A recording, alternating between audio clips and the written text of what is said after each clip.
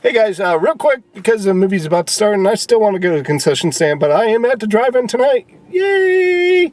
Like I said, this week is my vacation, so I plan on going one more time this weekend. Tonight's movie is going to be The Secret Life of Pets 2 and A Dog's Journey. I'm not excited about either of these movies, but again, I did want to go to the drive-in this week. And they just opened up for a week, 7 days a week. So I thought, what better time to go is today. So anyway, I'm going to go ahead and watch these movies and be right back in just a few seconds to let you know what I think about the first movie, which is The Secret Life of Pets 2. All right, see you in just a second. Bye.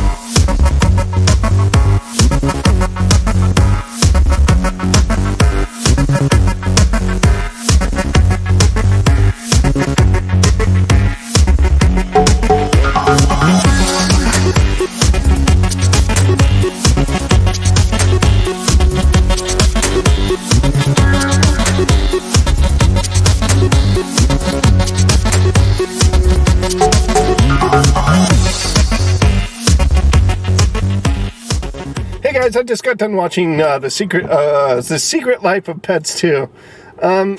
It's not going to be the highest graded movie in the world, but it's not going to be definitely it's not going to be the lowest graded.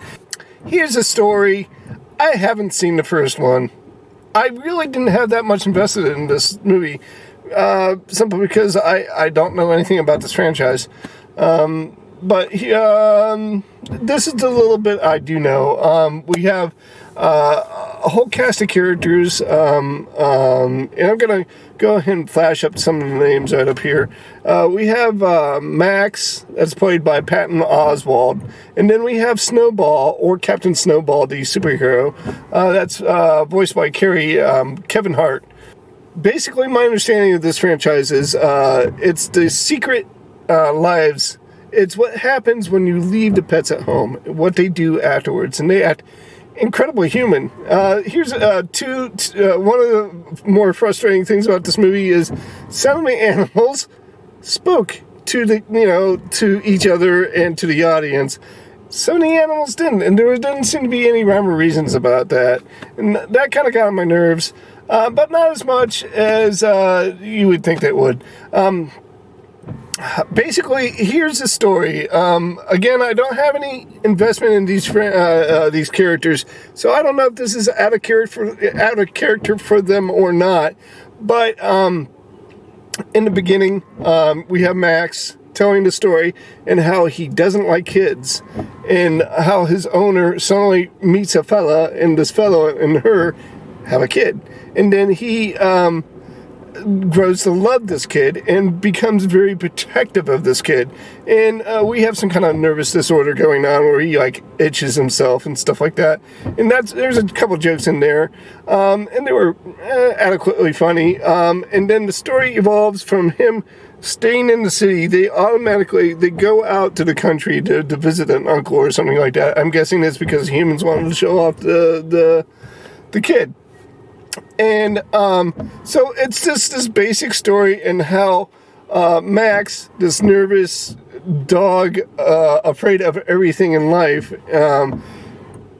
gets befriended by the old farm dog, who's played, surprisingly enough, very adequately by Harrison Ford. His name's Rooster. So we have that story going on where Rooster tries to bring Max out of his shell, and he gives him opportunity through various different, actually just one thing in particular that happens, and that's kind of my contention with this movie. But in the meanwhile, we have two separate storylines going on. We have one where Snowball, played again by Kevin Hart, who's this adorable little bunny, hyper little bunny, that plays Captain Snowball, gets on this case where he finds that there's this tiger being held in captivity in a circus, who obviously is not enjoying itself. And that was one of the animals that did not speak to the audience or to any other ones, and that kind of got on my nerves, but again, I'm going to give it a pass. And then the third separate storyline is where Max gives his favorite toy to one of the dogs in the neighborhood to protect, and that toy inadvertently, of course, gets lost in a room full of cats, who is lorded over by this gingerly, elderly, sweet old woman. All right, so we have all three plots going on at the same time. And of course, I'm not going to tell you anything about them, just in case you want to see this movie. But here's the thing that I did enjoy the voice characterizations. I did dig the style in this movie. I like the animation and I like the character design of this movie. And I liked most of the settings and most of the circumstances. Here's the things I did not like. First off, it was funny. It was actually really funny, and it made me laugh out loud in a couple parts. The thing that I didn't like about this movie was it lacked consequence. Like I said, there was one thing that Rooster taught Max, forced him to do, and that was supposedly our connectivity between nervous Max to adventurous Max, and it really didn't convince me of that. I didn't understand where this big accomplishment came from that got him out of the shell. The second thing I kind of didn't like was, again, we had three story plots going on along at the same time. And one of them resolved itself, and then the other two kind of combined at the very end. And it just seemed inconsistent. I didn't understand their choice in that. I was expecting all three storylines to complete themselves, or to combine all three of them to combine at a certain point and all resolve themselves with one finale, and it simply didn't. It seemed chaotic and unorganized, and it kind of took me out of the story. It did have some genuine laughs to it, and I did enjoy that. I just wish that it had more of an impact. The story had more of an impact on me, and I had more of an emotional connectivity to the story, but I didn't.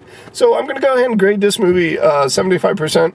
So the next movie coming up is A Dog's Journey. I'm going to go ahead and let you know what I think about that movie, but other than that, I'll just talk to you in just a few seconds, all right? I'll talk to you later. Bye. I just got done watching the film, guys. A stupid film. I just got done watching this stupid movie called A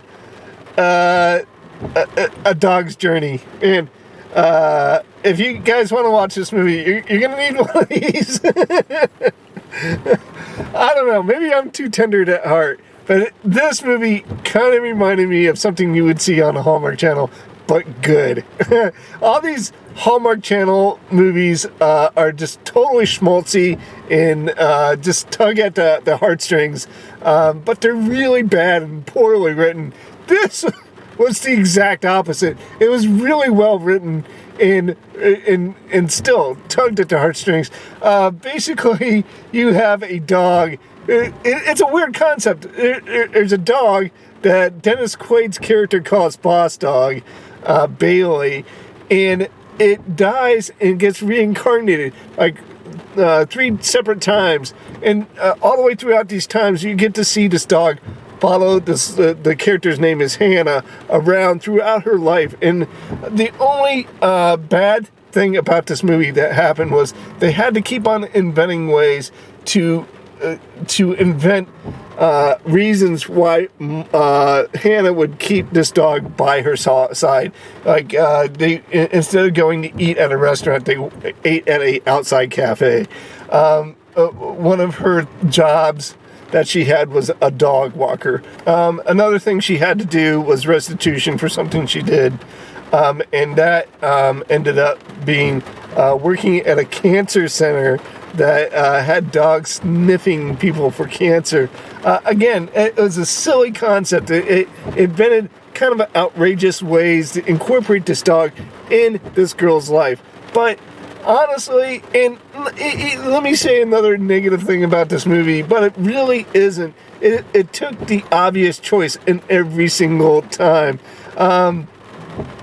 It was almost a predictable movie, but at the same time, I didn't care. I cared about this little girl, and then I cared about this young adult, and then finally into this mature woman. And every single step of the way, I don't know. Again, maybe I'm just soft at heart, but I sat in my car. Not only was I talking to the screen, time in and time out, but and swearing at it and just. But I was 100% involved in the story, and I absolutely 100% wanted not only this dog to accomplish its goal, which was to protect Hannah, but also for Hannah to excel in her life. And I wept like a baby. I cried. Thank God I'm at the drive-in so that I can just sit here and just... I did. I'm not going to deny it. I really like this film. I thought it was a very, very sweet film. If you're looking for action, this is not something you want to watch. If you're looking for, science fiction or any movie with an edge to it, this is not a movie with edge.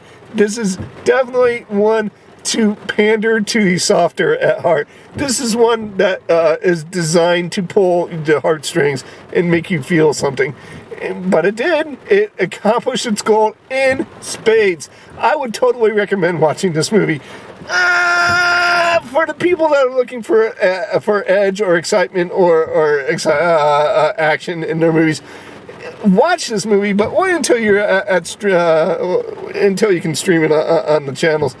But if you're looking for family entertainment, if you're looking for, like an older couple that's looking for something non-offensive to watch, this is totally, I would recommend this movie for you. This is absolutely charming beyond all compare. I loved it. And I wasn't expecting it. I was going for The Secret Life of Pets 2, and this is kind of a throwaway, and yeah, I loved it. I'm going to give this movie a 95 for sure. There were some silly parts to it that, like I said, they had to invent reasons for this dog to be next to this girl. And not only that, but I usually go for the science fiction or some kind of edgy action film. This is not my cup of tea, but again, I was totally involved, and it takes a lot for to make a guy like me like this film, and so a 95 is well deserved in this case. I enjoyed it. Here's the thing. You can always tell the quality of a movie by how good Dennis Quaid looks. Dennis Quaid is an awful actor, but he still gets roles for some reason. I think it's because he's a handsome guy.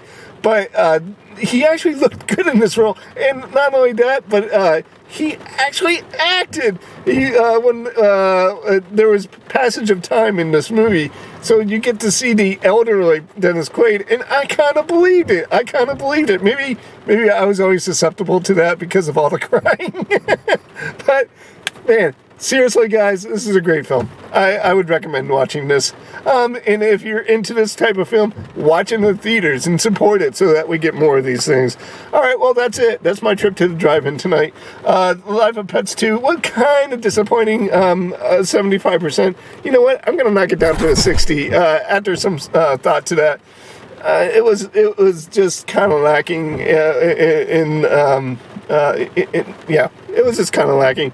But the surprise hit of the night was A Dog's Journey. I loved it. I thought it was great, and I would recommend it for anyone, especially with people with families. So, all right, the next movie, I guess. Oh, I know what I'm actually going to come this weekend, and I'm going to be watching. I'm going to be watching Brightburn again, so I'm not going to talk to you guys about that. But I will be seeing Men in Black International. So that's my next movie I'm going to review. Until then, guys, peace. Matane. I guess I'll see you guys later, and goodbye.